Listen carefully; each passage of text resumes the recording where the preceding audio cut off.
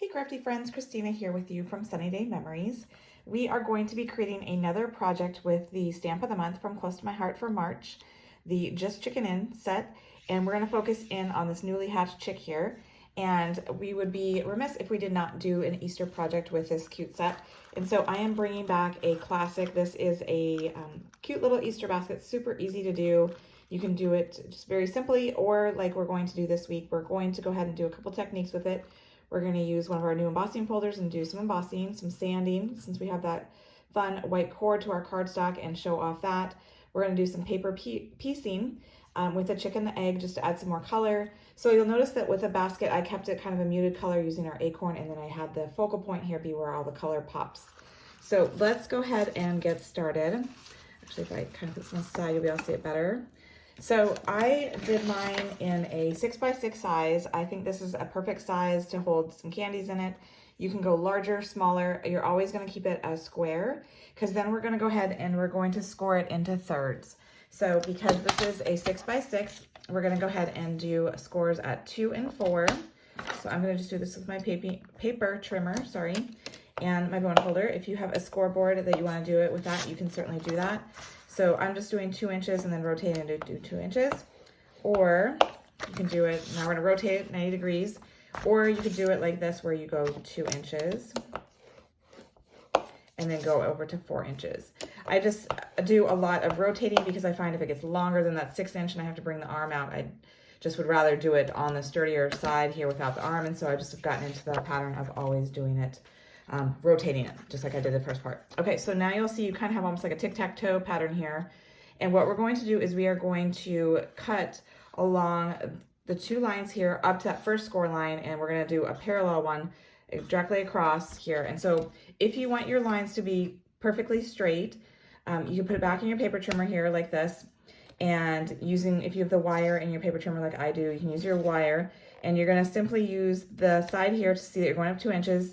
You're going to go up to that first score line. So on my piece here, it's going to be up to the 4 inch, and then you're going to raise your blade, bring it to that 2 inch mark that's on the side here of your paper trimmer, and then continue out. So you can see that you've now loosened those 2 pieces here. But you could also just take your scissors. It's completely up to you. So I'm going to go ahead and I'm going to go at that 4 inch mark and do the same thing I did before. So if you've never done this before, you could try this. The other thing you could do is you could go down if you want to start at the 4 and then bring it down and then raise it again, go up to that 2 inch mark. And you'll see that your middle point of your scoring blade will have some sort of line to help mark so that you can see that you are at the 2 inch mark on your side here, and then go straight up. And so now you have all 4 of those flaps free. And then again, to elevate, because we're always wanting to kind of elevate and bring new elements into it, it just makes it look so much nicer. We are going to actually round the corners of our little basket flaps here.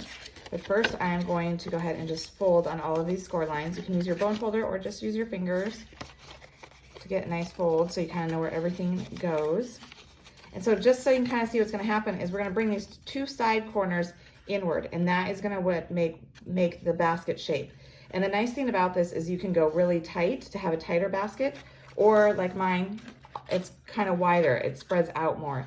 So you'll be able to determine that later when we're going how tight you want it to be. But as I was saying, we want to go ahead and round this little corner here. You can see it has a nice softer edge to it.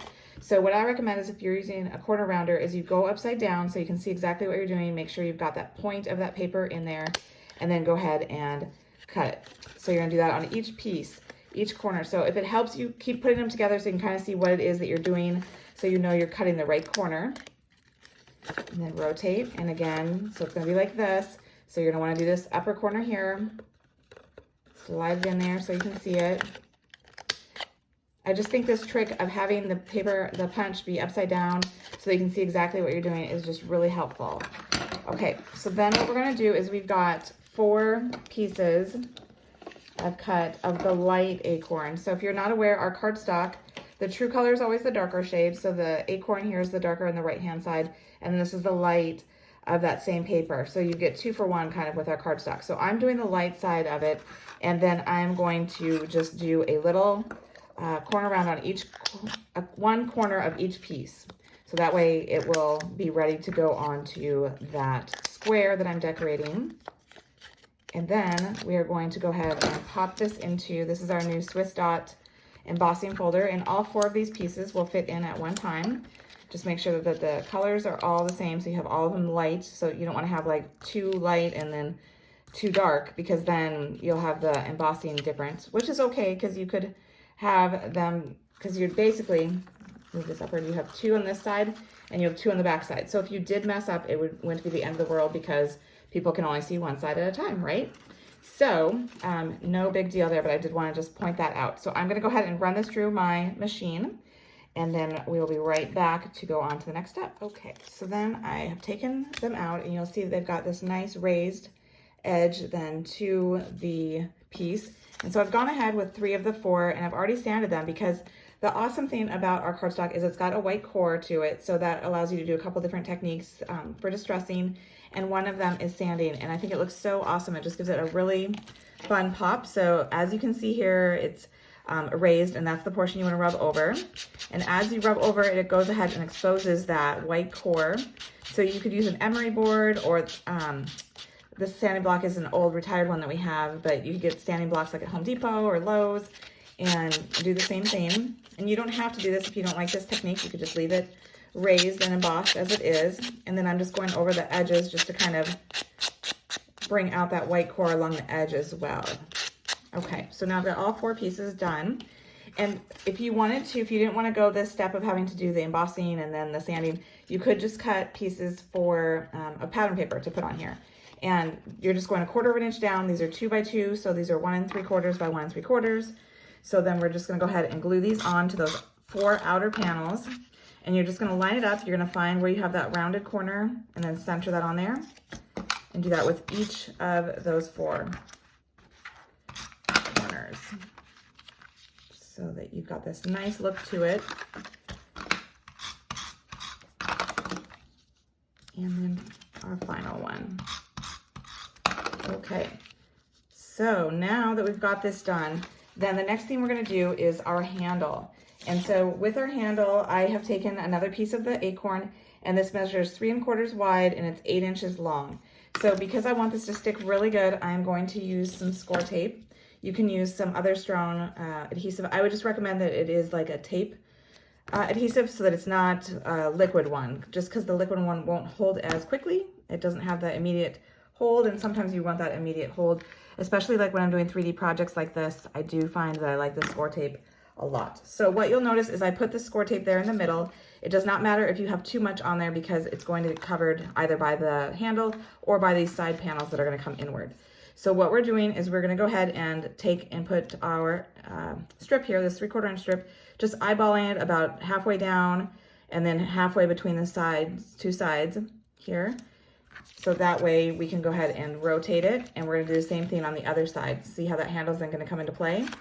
So I'm going to go and do the same thing on this other side, putting the strips of the score tape on here, and then I will go ahead and seal that, so that way the handle is in place. Again, bring it over, eyeballing about center, and then what we're going to do is we're going to close it up here with these 2 side pieces. And that's kind of what I was talking about at the beginning, is that you can go in tight if you wanted to, or you can leave it wide. If you kind of look at the difference, you can see how this one makes the basket a little bit smaller, a little bit tighter, whereas if you wanted a little bit wider, more open, you could go that. So we'll go a little bit tighter on this one just so that you can see the difference. And how I tend to do it is I put my tape, I put a little piece across the top here, and then I put a little piece along the side. And that way it's going to catch on both portions when we go to this middle flap. And I know that I'm going to have a good seal. And that's stuck to my finger, so we'll just go ahead and go like that. And I like to do both pieces kind of at the same time. I know sometimes we tend to do one piece at a time, but this helps if you do them together. It kind of helps give you that ability to see how tight you want it to be, and kind of futz with it a little bit, so that you make sure you get the look that you're going for. Okay, so I've got all my pieces off here. So now, like I was saying, I'm going to do it kind of at the same time. So I'm going to go in and make sure I'm happy with it.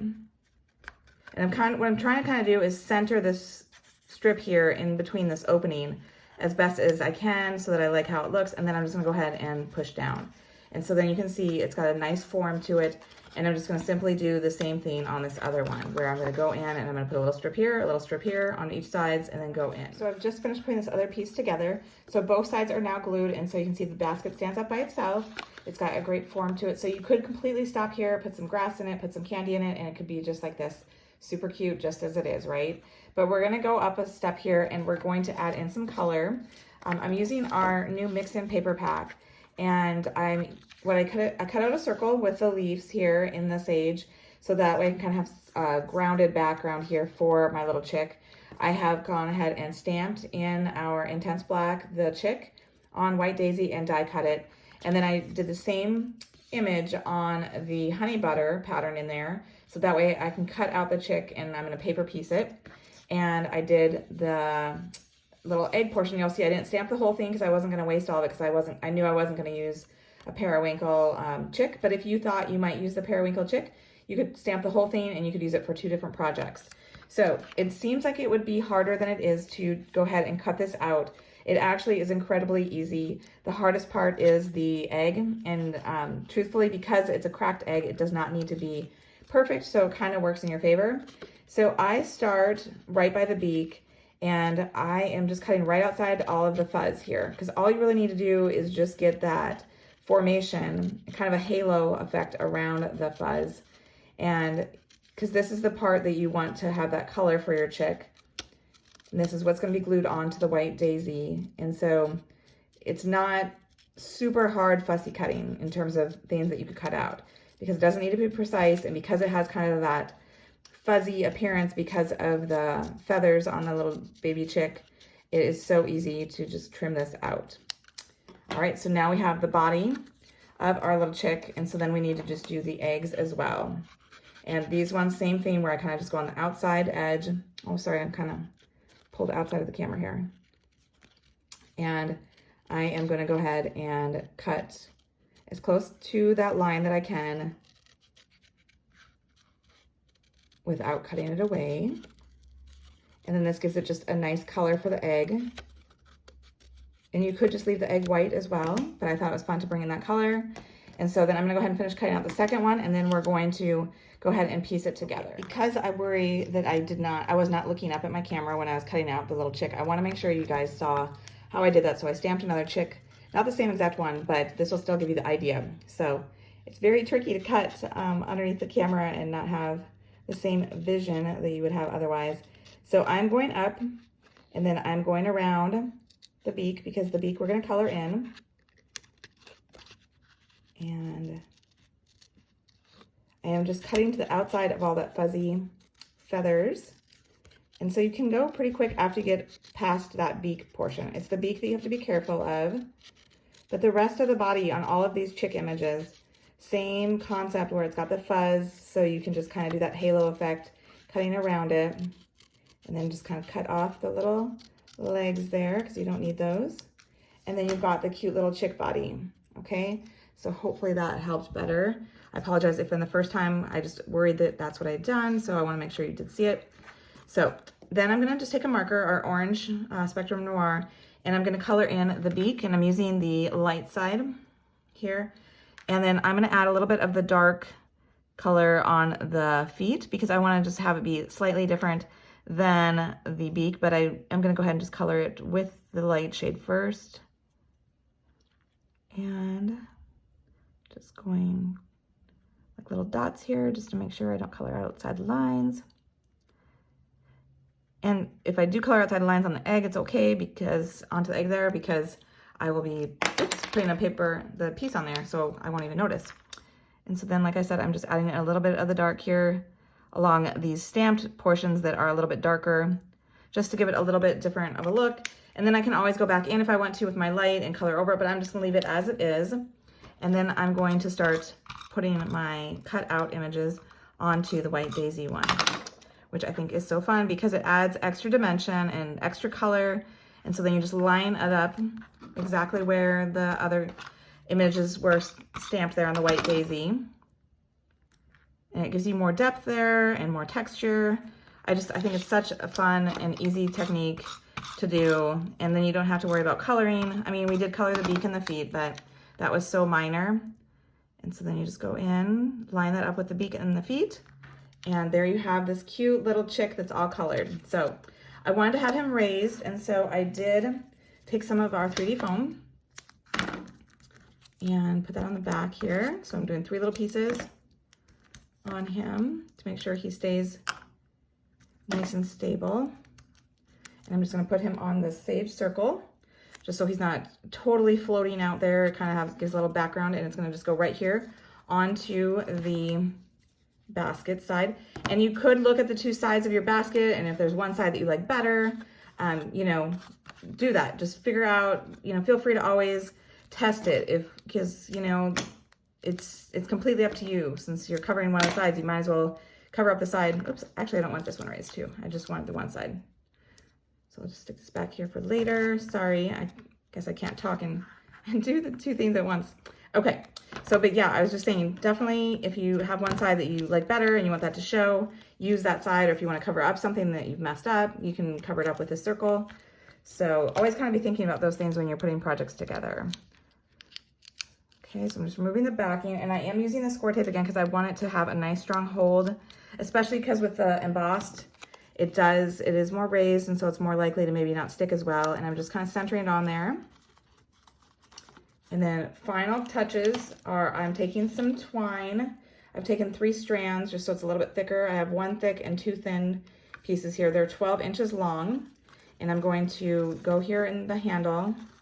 I'm gonna flip it around so I can see it a little bit better here. And I'm gonna tie a bow.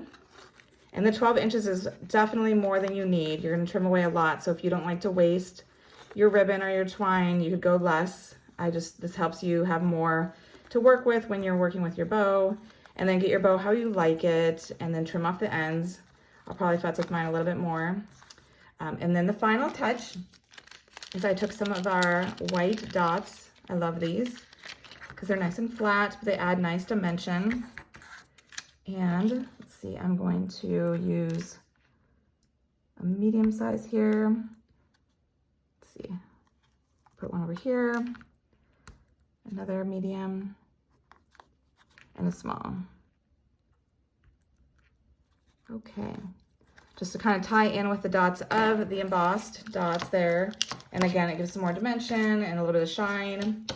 And there you have it. You have one that's a little bit tighter because we moved it in a little bit, and we have the one that's kind of open more a little bit because I went wider when I adhered it together. So I hope you've enjoyed it. I hope you've learned something new. And until next time, stay crafty.